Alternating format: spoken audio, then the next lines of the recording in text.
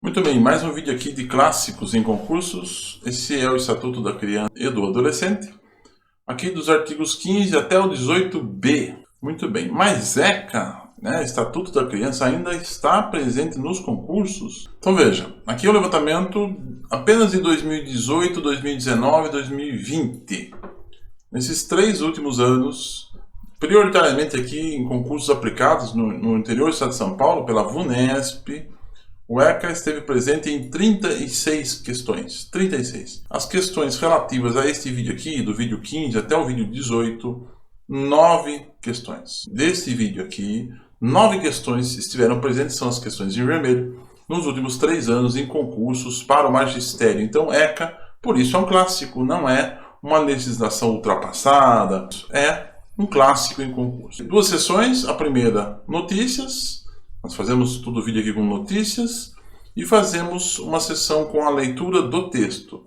Para lembrar vocês, nós temos os vídeos e temos os simulados toda terça-feira, 20 horas. Vamos lá para as notícias. Olha a Xuxa lá, mesa diretora do Senado. O que ela estava fazendo lá? Reportagem da revista Veja em 2014.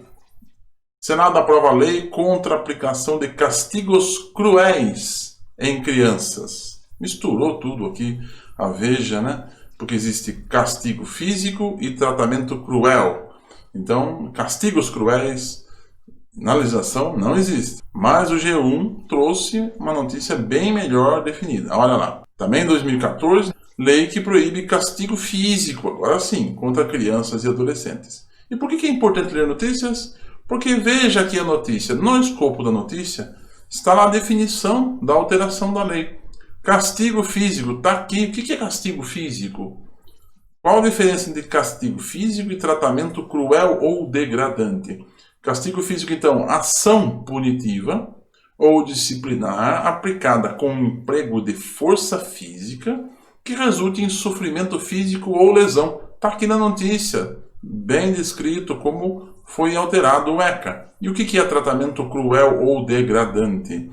Aquele que humilhe, ameace gravemente ou ridicularize a criança ou adolescente. Essas 2 questões, o que é castigo físico, o que é tratamento cruel ou degradante, estavam presentes aqui na notícia, uma outra forma de você estudar no seu estudo diversificado. Vamos lá? Agora vamos para a leitura. Leitura então, esse é o capítulo 2, vamos ler aqui nesse vídeo. O capítulo 2 vai versar sobre o direito à liberdade, ao respeito e à dignidade, começando no artigo 15.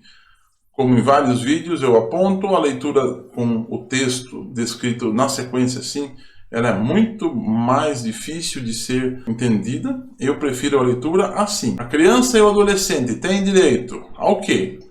A 3 coisas: a liberdade, ao respeito e ao que mais? A liberdade, ao respeito e à dignidade. Dignidade como pessoas humanas em processo de desenvolvimento e como sujeitos de direitos civis, humanos e sociais. Eu prefiro a leitura assim. Olha, a criança e o adolescente têm direito a quê? Liberdade, ao respeito e à dignidade, como pessoas humanas e como sujeitos de direitos. Direitos, quais tipos de direitos? Civis, humanos e sociais, garantidos na Constituição e nas leis. Para o meu entendimento, eu capto melhor olhando para o texto desta forma. Muito bem, vamos para o artigo 16. Agora vamos falar aqui do direito à liberdade. O que é ter liberdade? O que é o direito à liberdade para a criança e para o adolescente? Vamos ver? Compreende os seguintes aspectos. São 7 aspectos. 7. Ir, vir e estar nos logradouros públicos e espaços comunitários, sem restrição legal. De qualquer forma, é isto? Ressalvadas as restrições legais. Estamos numa época de Covid. Existem restrições legais para você ir, vir e estar nos logradouros públicos. Muito bem, o segundo, correspondente ao direito de liberdade, opinião e o que mais? Opinião é expressão. Opinião e expressão que o jovem tanto gosta. O 3, o inciso 3, o terceiro aspecto do direito à liberdade, crença e o que mais? E o que é religioso? E culto religioso. O 4, brincar, praticar esportes e o que? Lazer e divertir-se. 5, participar da vida familiar e O que mais? Vida familiar e o quê? E comunitária, sem discriminação. Sem discriminação. O sexto inciso do artigo 16, participar da vida, aqui já foi, familiar, comunitária, e agora? Vida política, na forma da lei, adolescente, 16 anos, artigo 16, faz a relação, já pode votar, vida política. Então, participar da vida política na forma da lei. Muito bem. E o último aqui, buscar auxílio e orientação. Buscar auxílio e orientação e buscar refúgio. Refúgio, auxílio e orientação. 7 aspectos do direito à liberdade aqui no artigo 16 do ECA. Vamos para o artigo 17. De novo, um artigo extenso. E aí eu prefiro dividi-lo desta forma para ter uma visualização melhor para o entendimento. O direito ao respeito. Então, o 16 foi o direito à liberdade. São 7 itens. Agora, o direito ao respeito. Não está enumerado em itens. Consiste na inviolabilidade. Não pode ser violado. A integridade. Quais tipos de integridade? São 3. A integridade física, psíquica e moral da criança e do adolescente, abrangendo a preservação. A preservação do quê? Preservação da imagem. Olha a história de tirar foto com as crianças, com os adolescentes, ficar postando nas redes sociais. Ela tem direito a ter da preservação da imagem. Fora a imagem, o que mais tem? Da identidade. Você pode colocar o nome do adolescente em publicações, documentos que tenham divulgação de forma alguma. Sai sempre a abreviação nas iniciais. Por quê? Porque ela tem o direito de preservar a sua identidade. Bom, direito à autonomia. Direito à autonomia. O que mais? Direito dos valores, das ideias e crenças. O que mais? Dos espaços. Tá? Preservar os espaços da criança.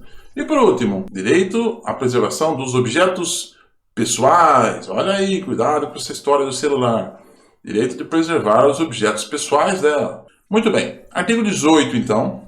Agora o 18 são 3 18. 18, 18A, 18B. É dever de todos velar pela dignidade da criança e do adolescente, pondo-os a salvo de qualquer tratamento desumano, violento, aterrorizante e o que mais?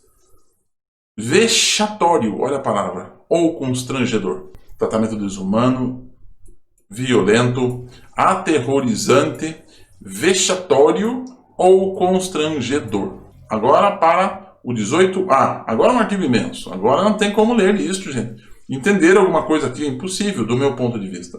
Vamos dividir? A criança e o adolescente têm direito de ser educados e cuidados sem o uso de castigo físico ou de tratamento cruel ou degradante. Lembra da matéria da revista Veja? Castigo cruel, né? Não existe castigo cruel. Então, castigo físico ou tratamento cruel ou degradante.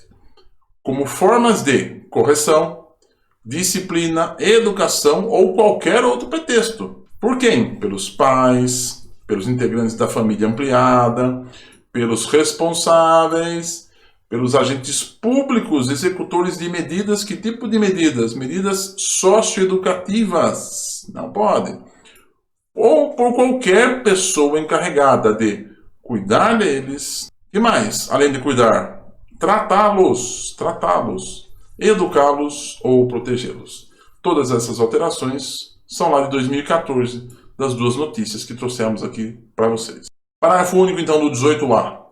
Para fins desta lei, considera-se... Vamos definir aqui. O que é uma ação de natureza disciplinar ou punitiva aplicada com o uso da força física?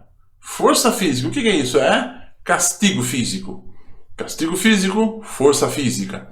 Sobre a criança ou adolescente, que resulte no quê? Em duas coisas. Sofrimento físico e o que mais? Lesão. Então, causou sofrimento. Não precisa causar lesão. Causou sofrimento é um castigo físico. Causou lesão, um castigo físico. É uma ação de natureza disciplinar ou punitiva aplicada com o uso da força física. Muito bem. E tem também o tratamento cruel ou degradante, que foi visto já. Conduta ou forma cruel de tratamento em relação à criança ou adolescente que? Então é uma conduta ou uma forma cruel. que resulte em quê? Em 3 coisas. A primeira, humilhe, uma conduta que humilha a criança. Ou ameace de que forma? Gravemente. E por último, que ridicularize. É uma conduta ou uma forma que humilha a criança, que ameaça gravemente ou que ridiculariza. Isso é tratamento cruel ou degradante. Para efeito de comparação, temos imagens aqui antigas nas nossas escolas. Né? O que era castigo físico antigamente nas nossas escolas? Tá? Força física, olha lá, uma cena comum nas escolas de muito tempo atrás. Castigos escolares, né? Palmatória era famosa nas escolas. E o que é tratamento cruel ou degradante? Uma conduta lá, olha lá, uma forma de tratamento cruel, colocar lá no cantinho do cuidado com os cantinhos de castigo. Isso é uma conduta, tá, que humilha, que ridiculariza as crianças, portanto é um tratamento cruel ou degradante. Vocês nunca mais vão esquecer dessas figuras. Vamos para o final então, o artigo 18b, o último artigo deste vídeo, um artigo imenso.